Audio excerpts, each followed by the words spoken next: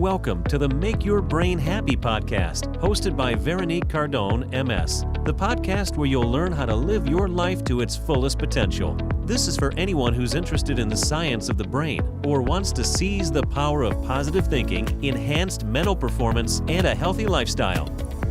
Welcome to the Make Your Brain Happy podcast with Veronique. This is episode number 2, and my guest today is a person I really love, Jamie Sussel Turner.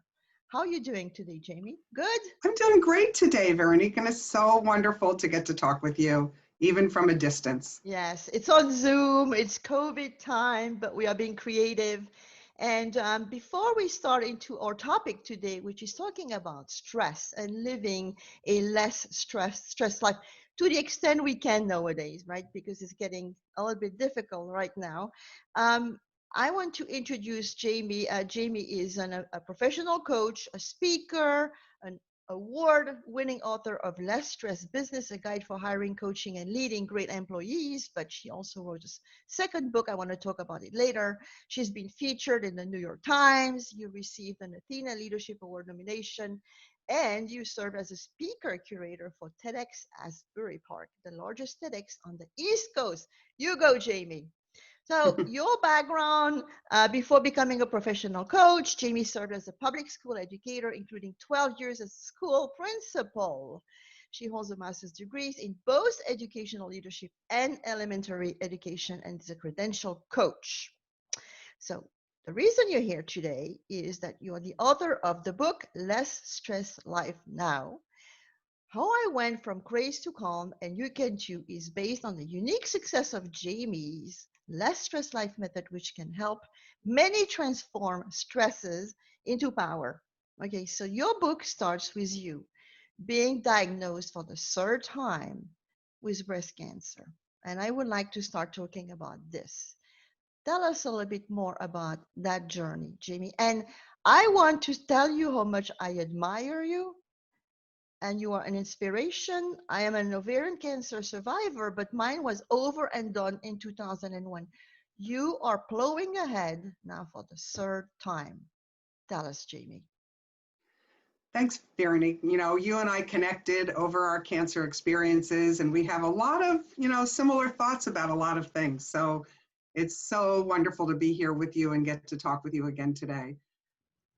So I think my journey has been such an evolution. I started back also in 2001. Did you just say 2001? Yes. Yeah, that wasn't the same year that I didn't realize it was the same year. I was diagnosed with early stage breast cancer.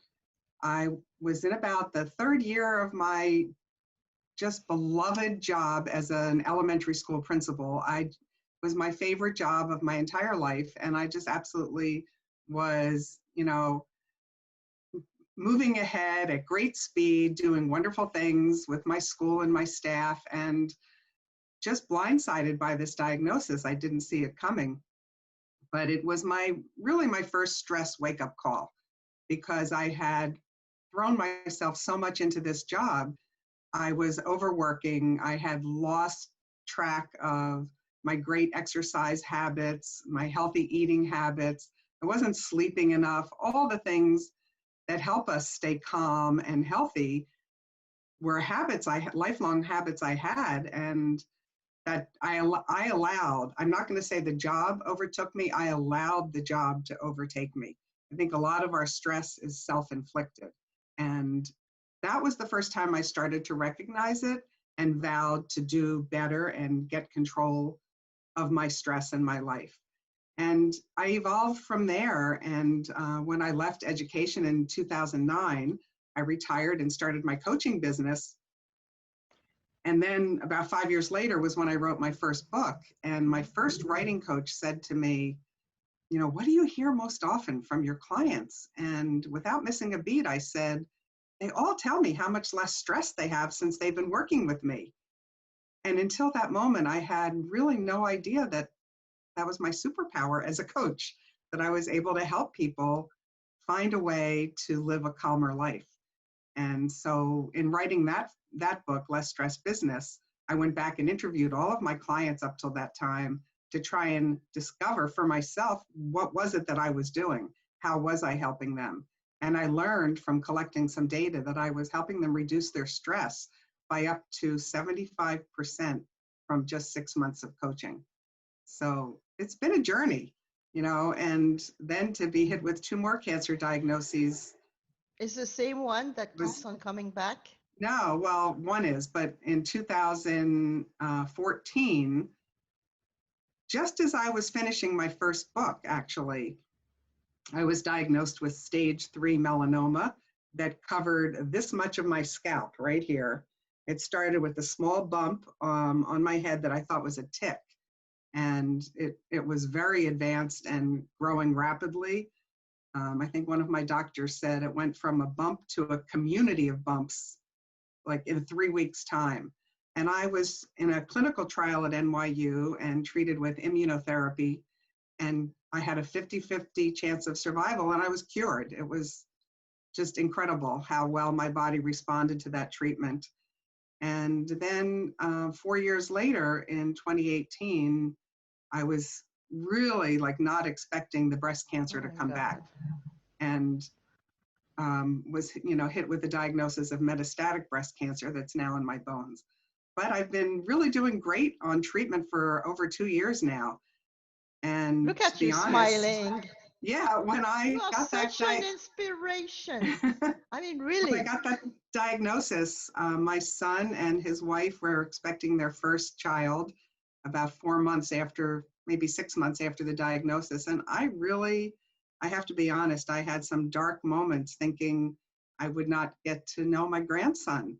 And, he's almost 2. So I feel so grateful that the treatment is working, and I'm in a very calm, happy place in life. So But what is your carry on. secret, Jamie? What is your secret? Because we know stress is like at 90%. In 90% of the cases, it's the root cause for any disease, right? So you have chosen not to be stressed, or at least to stress less about this recurring cancer. So what is your secret? So I like the way you use the word chosen, because Yes. I see stress as a choice. And a lot of people, when I do a lot of speaking engagements, and people don't really agree with that at the beginning of my talk, but I hope by the end of the talk, they see that their stress is their choice. And I live each day thinking about how I can choose to be happy and calm today. And I'm not saying I'm happy and calm every minute. Yeah. But what I've learned to do, and I'm sure we'll get to my method, what I've learned to do is notice when I'm feeling stress, and then figuring out what my options are so that I can choose to be happier and calmer, because I don't want to stay in that state of stress. It's not good for my health. It's not making me happy. So, I've been faced with that a lot this week with all the violence that's erupting. It's so disturbing to me. And I'll tell you what I've had to do is just turn off the news. I cannot watch all those images. I read enough in the newspaper, which is better for me than seeing the visual images. And I get the information I need to be informed and form my opinions about what's happening, but I'm very careful not to let it overtake me. So this is the perfect transition to my next question, which is, what is the definition of stress? My favorite definition of stress comes from Kelly McGonigal, who's a stress researcher and professor at Stanford University. Her definition is: stress is what arises when something we care about is at stake. So, right, using the example of the news today, I do care about my country deeply, and I also care about my well-being and my personal, it's important for my health right now to stay calm and stay happy and as much as I can. And so I feel my stress rising when those two things, how I feel about my country and my inner being, are challenged by the news. So it's noticing however that stress rises. So it's different for everyone. Some people have, stomach aches, headaches. Some people are sweating. Their faces turn bright red. They get heart palpitations, whatever it might be. We need to each learn our own signs. And when that stress starts rising, asking ourselves, what do I care about in this moment, helps us, I think, get inside and underneath what it is that's causing the stress. And then we have a choice to do something about it. Yes. Now, speaking about stress in more scientific terms, now we know it's related to what we call the parasympathetic and the sympathetic nervous system. It's something that's been wired or engineered so that we survive. It is called fight or flight. Right. And the problem is that if you have to fight a bear, or you have a very, very stressful event once in a blue moon, that's okay. But we have stress constantly. So we already had stressful lives. Then COVID has been hitting us. So we live in this constant stress situation. So what happens? I did some research. I use it myself in my weight loss program because stress triggers cravings and weight gain. But what happens? What happens when we are stressed? And if you may allow me to put my scientific nerd hat on and Of chime in. course. What happens is that we have a lot of parts in our brain that are usually functioning in harmony. Well, not always, but there is, like always a check and balances. And the amygdala, which is a part of our brain in the middle, is the one that controls what is called a very complicated word, hypothalamus, pituitary, and adrenal system. And it's called the HPA. So let's talk about the HPA. So when the amygdala is sensing stress, it's going to give a message to the hypothalamus. It's going to give a message to the pituitary gland and then to adrenal glands, and then cortisol will be released so that we are ready to fight or flight. Our heart rate is beating very fast, that we get red in the face, our senses are very on high alert, and all the blood is going to our muscle mass. We stop digesting, and if we don't pay attention, if it's for a short time, it's okay to have that stress event. But if it's always there, it starts to impact our prefrontal cortex, which is where we make all decisions and more logical actions. And constant stress has been shown to, shrink that part of our brain. And I bet you have noticed when I am very stressed that I lose my memory. I sleep badly. I don't take good care of myself. And it's because your survival brain is taking over your more logical one. And you think you have to survive rather than thrive. So, what do you think that stress was the cause of your cancer, or there is also a genetic predisposition, right?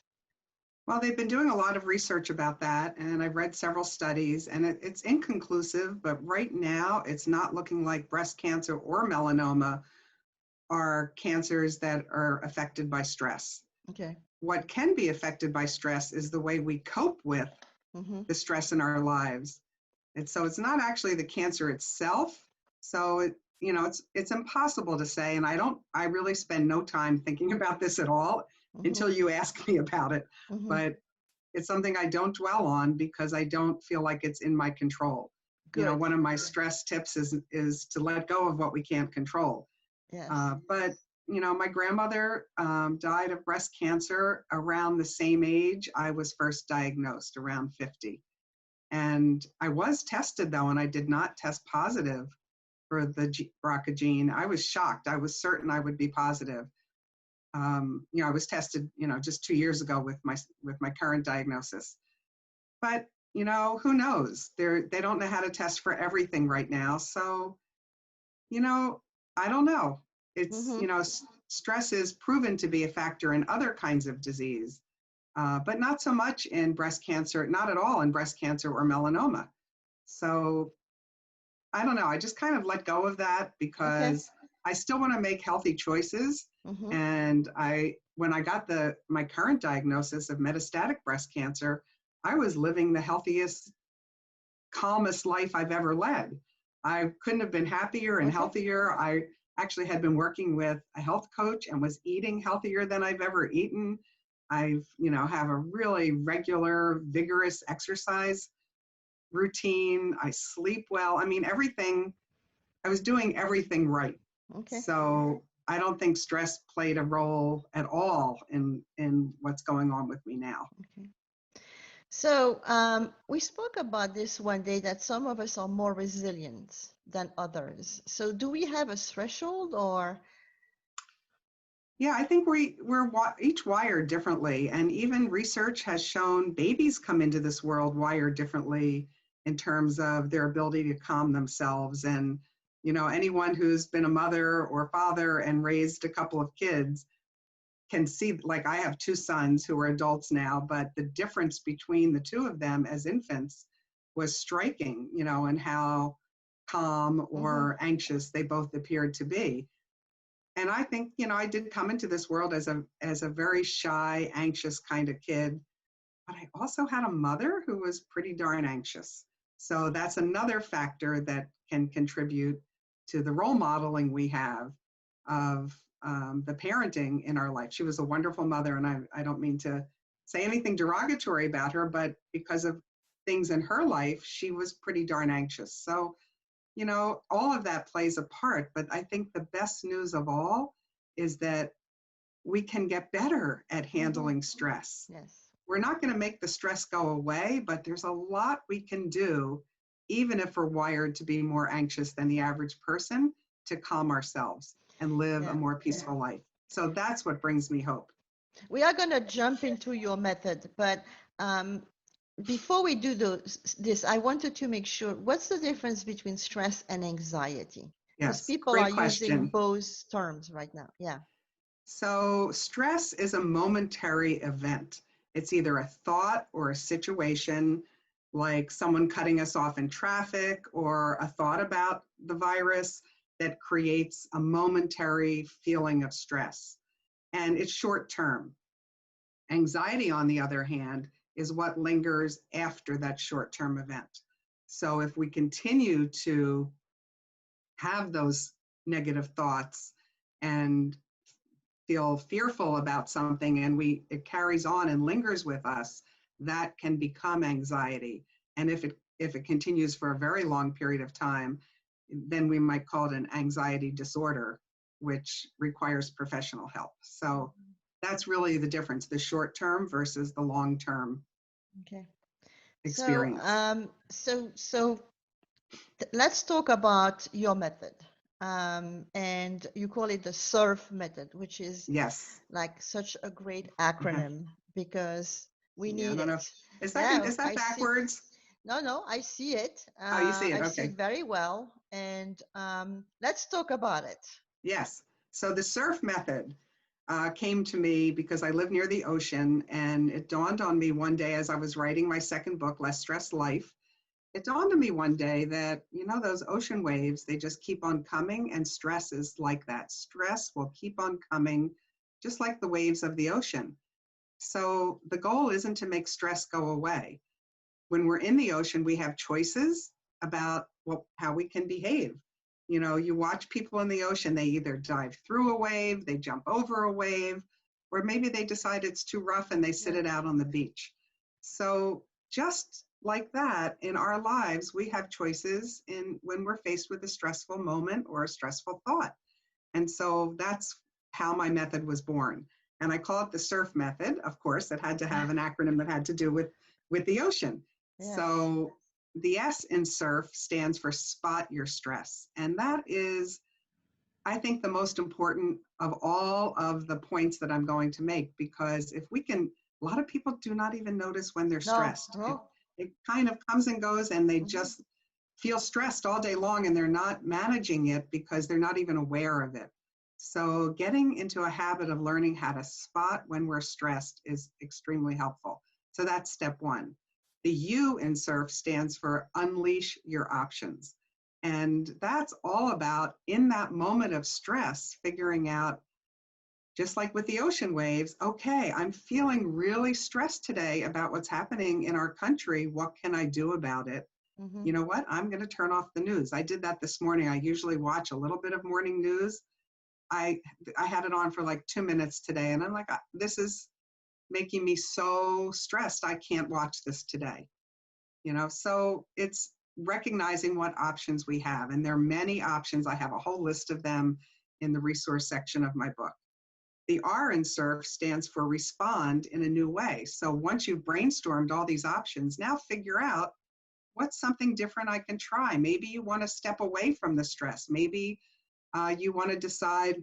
We don't have always that luxury to step away from the stress. Not always, but you'd be surprised how often we do. Even if a stressful conversation has erupted in our lives, which is happening a lot with family members being in close quarters and everything. I mean, I've certainly had my moments with my husband during this time. You can put a pause on the conversation. That is an option. When you notice your stress is rising in the middle of that conversation and you just know you're not maybe going to show up in the way you want to, it's okay to calmly say to the other person, I want to pause this conversation. I hope it's okay with you, but I'll be back when I can speak more calmly. Yeah. And walk away. Absolutely. As long as you don't do it by slamming the door, and, do it with respect. And that's a great strategy. And, leave and maybe take a few deep cleansing breaths. I mean, the breath is being shown more and more to be very important in this as a great strategy. So that's another option that we can try when we respond in a new way. Maybe we are the kind of person I used to be before I practiced yoga. I was a breath holder. I was either holding my breath or breathing very shallow breaths throughout the day. And I had no idea that that's what I was doing. But I have since learned to catch when that's happening, when my breath is not flowing. And, there's the current research is saying to take a deep breath between 5 and 6 seconds, which is a pretty long time to inhale, and then exhale even longer if you can. Really can help to calm any stress that you're feeling. So that's another way, the R, respond in a new way. If you haven't been responding with deep breaths, that can be, I think, a go-to resource for people now. Yeah, and there is a physiological a reason behind this, right? Because it's calming your sympathetic nervous system. Absolutely. By doing the deep breaths. Yes. Okay. Yeah. And then the F. The F in SURF stands for figure out, what worked. So after you've gone through this process, now look back and say, okay, did that help me today? That moment of stress when I unleashed I spotted it, I unleashed my options, I responded a new way. Is this something I want to try again? So to really get clear about whether you found that helpful or not. It's like doing an experiment on yourself. So that's the SURF method. Okay, so do you have a few examples on how to apply SURF right now? So you said you were, not watching TV to get your news anymore, or you stopped in a conversation with your husband, but I bet you are still coaching clients. Yes. And I bet the conversations may have changed. So can you share a few, tips and some sound advice to our listeners? Yeah, so I'm going to use myself as an example, but I think everyone will identify with this, and that's COVID-19 stress. I think everybody can identify with concern about whether, we're going to get the virus and what will happen if we do, and all of that. And so I have a little method, and I need to find a name for this. Maybe one of your listeners. Okay, maybe we'll find it now. Can help me name this. So for the people on the podcast, it's what? Okay. So I have 2 circles, concentric circles, and in the middle, I put what I'm worried about. And in the outer circle, I write, what is it that I can't control about this? And then in the inner circle, what I can control about my worry. So I encourage, the listeners to try this. So if I put in the center of my circle, for example, I have to go to the hospital for chemo every Friday. And I was a little freaked out the first Friday that I went in the midst of this pandemic just starting and knowing there were COVID-19 patients at the hospital. And I had a lot of stress around that initially. So I thought about, well, what can't I control about it? You know, I can't control the practices the hospital is using. But on the other hand, what could I control? I could control learning about what they're doing. And I felt very at ease when they explained that the COVID-19 patients were in one wing of the hospital and the people who worked with them didn't go anywhere else in the hospital. I felt confident when I walked in and they took my temperature. I Purelled my hands. They gave me a face mask. I could only go to my designated location. And that brought me a measure of comfort. So I started thinking about, you know, what I can't control. But also you used the SURF method. I spotted that I was. You spotted, and then you did your homework, which is exactly. So I thought about what could I do? Yes. And, you know, I realized, you know, what was within my control. What is in my control about just the virus itself is I can control my immune system by doing everything I can to stay healthy. So I take a walk every day. I eat healthy foods. I make sure I get enough sleep. I do all the things that I can do to keep my immune system as healthy as I can. And a lot of people don't really recognize how important that is. So, you know, there's a lot that we can each do to manage our stress during this very difficult time. So what did you put outside the circle? Like you decided, I'm going to put this out of my control and I'm going to stop stressing about it. What is it that you put? Will I get the virus? Circle? Yes. Yeah. Will I get the virus? What will happen if I get it? Yes. How will I survive it with, you know, because I do have a compromised immune system. Yes. Will I survive it? Will my husband get it? He's the one who's doing the shopping and he's going out in the world. I've only gone to the hospital and I actually get excited on Fridays when I have some place to go. It's like I've shifted completely from the fear of going to now actually looking forward to seeing my nurses and my medical team. And it's weird, but I feel joy going to get chemo. The way I talk to myself is I'm so grateful and lucky that this treatment is still available to me. Yes, exactly. Actually, early on, one of my biggest fears was that I wouldn't be able to get chemo because the hospital would be so overrun with COVID-19 patients that chemo wouldn't be available. And I voiced that fear to my doctor at my first visit during this. And she assured me that, you know, the infusion center will continue to function as it is. And so you adopted a mental attitude that, well, if I get COVID, I get COVID. There's nothing, I will try to avoid it. Yes. Minimize the chances, but it is what it is. Right.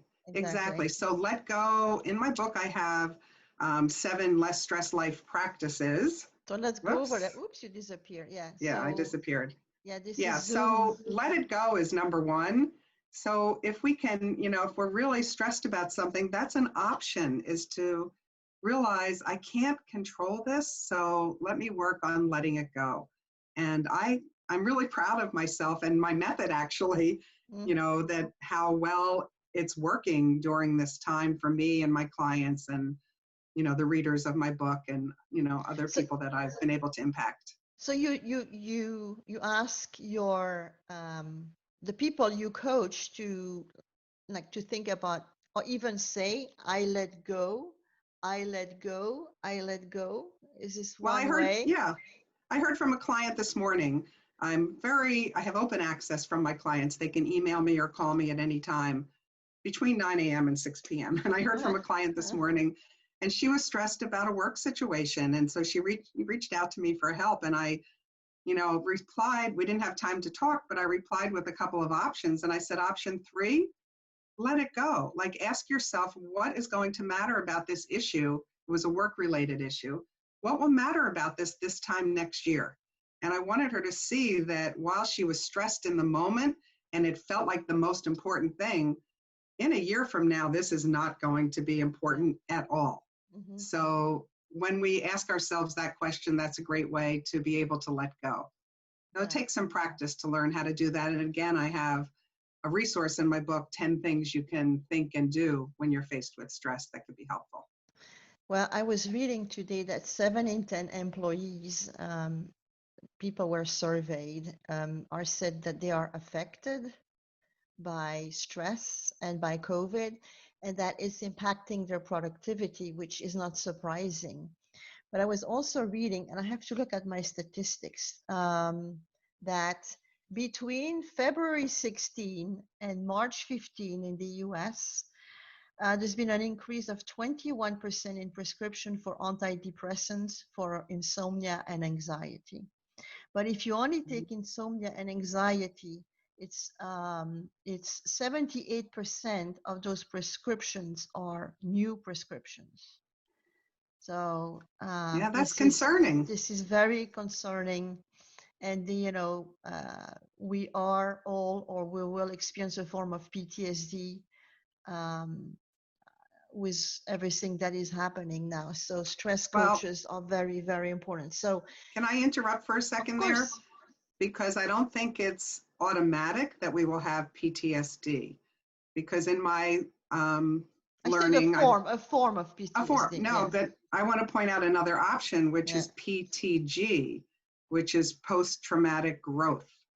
So explain. When we do work on all of these things, there is always a silver lining to be found. And when we figure out what that is for us, as I've done in my health challenges, and that's why I can look so happy and at peace, is because I've worked really hard at finding joy in as many moments in my day as I can. And so you can have post-traumatic growth. And when you have, especially if you have a growth mindset, Carol Dweck's work, rather than a fixed mindset, and look within and figure out what you're learning about yourself during this time, it's not a given that we will have post-traumatic stress. Yeah. I like the PTG. That's very inspiring. I try to abide to that too. So anything else about your surf method? You showed about number one, the let go. What other techniques can people use when they feel like they are stressed? My favorite one is practice 6, which is called Stay in Play. And this one came about after the day of my diagnosis. I was, oh my gosh, completely thrown. And just to try and calm myself, I'm a big TED Talk fan. So I went to my TED Talk app on my iPad and I'm like, I need a TED Talk quick, something that will calm me down. And I just randomly picked this talk called How to Tame Your Wandering Mind by Amishi Jha. And I watched this talk, and she used a metaphor of a music player that has play, fast forward, and rewind buttons to explain how our mind is a time-traveling master. And it has a hard time staying in the present moment.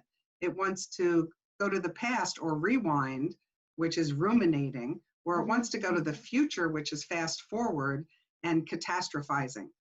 I found that from my work, people are generally either mostly a ruminator or a catastrophizer. I tend to be a catastrophizer. And I'm telling you, in that moment, I'm thinking, wow, pressing play is the way to go. Staying in the present moment, because almost always things are fine in the present moment. We can find peace and happiness in that moment. And then when I went for my first chemo appointment, this was back in 2018, I'm telling my nurses, we're bonding, and I have 3 nurses standing around my chair, and I'm telling them this story, and in unison, without missing a beat, they go, stay in play, and they start chanting at the top of their voices. And I was finishing the book at this point. I was nearing the end of my writing of the book, and I decided, stay in play. Yes, that is what it's all about, is finding ways that we can stay in the present moment. And my book is divided into 7 practices, and each practice has about 8 stories from my life and the lives of my clients and my family and friends that illustrate that practice. So stay and play is, Okay, I so think about it every day, actually. There's yes, not a day that goes by where I don't have a moment and say, Jamie, just like stay and play right now. that's a good And one. it's usually my thinking, my catastrophic thinking, that Mhm. I'm able to reel back to the present moment. Do you have another one to share Sure, with a story to inspire sure. the audience? I think practice 3 is really good, is a good one. That's knowing your triggers. So we all have different things. I have a list of 10 triggers in the back of the book. We all have triggers and patterns to the things that cause us stress. In writing this book, I gave myself a challenge, actually before writing the book, to live for 1 year by looking for a moment of stress every single day. And when I was in that moment, asking myself how I could think differently or behave differently to make that moment work for me rather than against me. And so that's where these practices came from. But I learned that time was my biggest trigger. I had no idea how stressed I was around time. If I was late for a meeting or felt like I had to get a job done, like changing my printer cartridge, and I only had 15 minutes to do it, I rushed through so many things in my life. And as I look back, it's been a lifelong pattern. I can go back to when I was a student in school. I was a really good math student. That was kind of my forte, which is kind of a shock that I'd become a writer, but that's another story. But I was a really good math student, and I would get so frustrated with myself because I would make careless mistakes on my exams because I worked too quickly. And instead of getting the A, I would get an A- or a B because of careless mistakes, because I was rushing and trying to get done. So this 1 year challenge really taught me that time was a trigger for me. And we all have different triggers. Another one for me is not feeling heard. If I feel that someone isn't hearing what I have to say, that probably goes back to my childhood, but I've learned that that can be a trigger, but knowing what our triggers are is so helpful, because now if I'm going someplace, well, first of all, I leave like a big cushion of time, but it's how I talk to myself. So if I'm in the car driving and I'm hitting traffic, instead of saying, oh my God, you're going to be late. Oh no, what will they think of you when you show up late? I say to myself, it's okay. Take a few deep breaths. You'll probably make it on time, but even if you're a few minutes late, people are very understanding. And it's just like a different experience for me than it was before really getting in touch with what my triggers are. Do you have a couple of success stories or, examples that Yeah. you've been sharing with your clients right now that are very useful for people, in those times? So I have one client, Phyllis, that's not her real name, and I write about her in the book. She was going through a really contentious divorce, and what a stressful experience divorce can be. And there's even data to show how the stress of a divorce can affect people. And she had a mediation meeting, and she was in a rage when she was around her soon-to-be ex-husband. And in a coaching session, I said to her, can you channel somebody? Who can you think of that you'd like to be like when you're in this meeting? And so, this would work for all of us if we're having a difficult conversation with a family member or a stressful work experience around a virus kind of conversation. And she came up with Alicia Florrick from the show The Good Wife, because Alicia has such a presence and a calm demeanor, and she always spoke clearly and quite softly. You almost never saw her get angry on that show. And so my client even dressed like Alicia for this mediation. She went to her closet and picked out an Alicia type outfit. And on the way there, she thought about how Alicia would sound and how she would sit with an erect posture. And my client said it was the calmest she has ever been in that kind of situation ever in her entire life. She actually couldn't believe she could show up in such a calm way. And it really helped her to have her wishes heard and to participate and have a better outcome. So, thinking about if we can't find our own peace and calm in a moment, who can we channel, whether a person from our life or, a character in a book or a TV show that can help us. So I thought So that was a great example. that's a very good story. Now, besides getting your book, do you have your book with you? Can you show I us your do, book? of course. That's available on Amazon, the Less Stress Life. How I went from craze to calm, and you can too.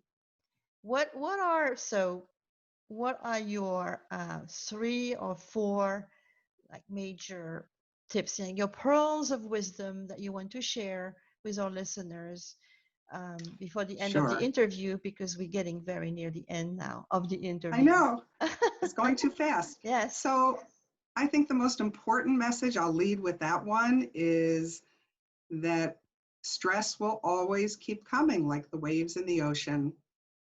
We can't expect to have a life without stress. Yeah. But what we can do, we have options in how we manage our stress. And I think that mindset more than anything is very, very helpful. And then a couple of specific tips are, we didn't talk about gratitude, but practicing gratitude has helped me enormously and my clients as well. I keep a gratitude journal every single day, and I write 2 or 3 things that I'm grateful for. And that helps me put any of the things that are difficult into perspective and makes me just feel the joy of the things that are going well in my life. I was just completely fixated with swans on my daily walk this spring, and I got to see the cygnets hatched and got to see them for 2 days before they were off in the river. But oh my gosh, what joy and gratitude I had for nature, and just celebrated that every day. I've learned everything I could about swans and, all of that. It's interesting what you say, because I also I do a gratitude journal, but I'm not very disciplined about it. But what I advise my own client, and I do practice, is every night before I go to bed, I not always write them down, but I enumerate to myself what I'm grateful for that day. So you see, I'm Well, not that's a going, practice. yeah, Yeah, well, but sometimes we feel into the same. I have a wonderful husband. I have amazing kids. I still have a job. No, I'm like you. I would say, oh my God, I saw a swan today, and I saw the babies hatching. Or today I saved. Well, we had a beautiful, amazing, fawn or little deer in our garden. Or I had a wonderful dish of lasagna, like all right. the very little things. And that makes us happier at a more realistic level as well, rather than going for. So you change by enjoying the little pleasures of life. Absolutely. And I think what you said, Veronique, matters. You do it in bed at night. Yes. I think that's beautiful. I think doing it at the same time every day. Yes. I have tried different things. What I do now is first thing in the morning, as I'm having my coffee, I write what I was grateful for the day before, and that's how I start my day. But it doesn't matter how you do it or when you do it. It matters that you practice gratitude, and there's research to show that that can be very, very helpful for us.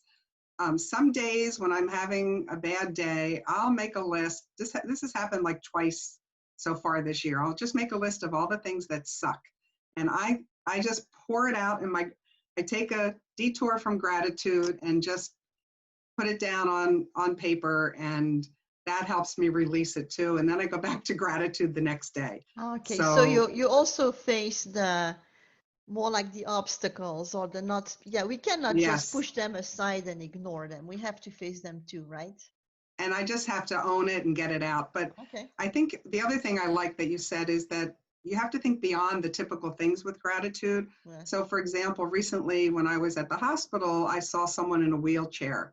And in that moment, I thought, I'm grateful that I can still walk, because I've got some issues with my hip. And it just gave me gratitude that I'm walking. So, thinking about things that aren't happening to you when you see them in the world can be very helpful too.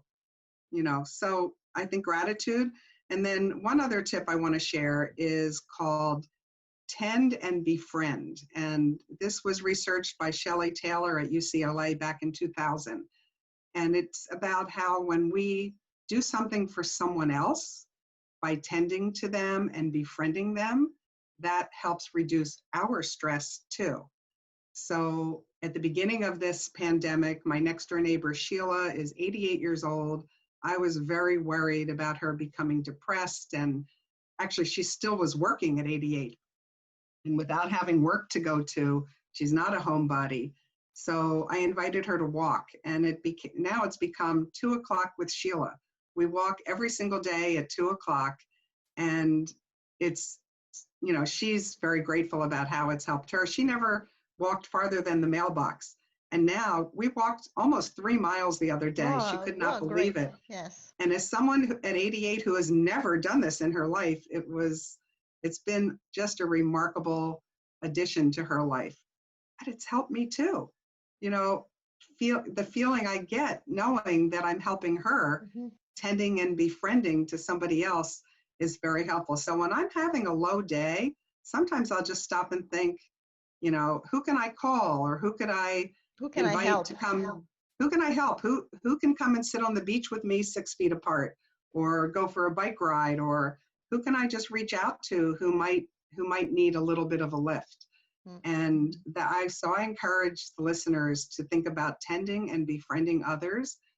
They probably do this already, but especially when you start to have a stressful moment, it gets us outside of thinking about ourselves. And I didn't reach out to Sheila to help myself. I reached out to help her, but it turned out to help me too.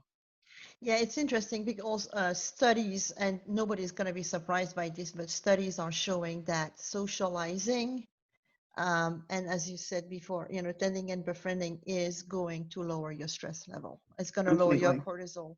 Okay.